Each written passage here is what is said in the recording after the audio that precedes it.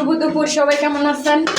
রান্না করতেছি, বাসে মেহমান, গেলাম আবার এক জায়গায়, ছেলে আমার অসুস্থ, জ্বর, এই জন্য এইমাত্র আসলাম। আজকে একটা ভিডিও আপলোড করে নিই। মানে 3 চুলা রান্না বসেছি, অনেক দেরি হয়ে গেছে রান্নার। এক জায়গায় সকাল 9টায় গেলাম, আসলাম 1:30 বাজে। তাড়াতাড়ি বোরকাটা খুললা রান্না করতে চলে আসলাম। 2 চুলা, এক চুলায় মাংস বসাইলাম, আর এক চুলা মাছ বসাইলাম, আর এক চুলা দেখেন করলা ভাজি। এটা হচ্ছে অন্য জায়গায় করলা ভাজি বসাইতেছি। হয়ে গেছে পেরে আমার রান্না।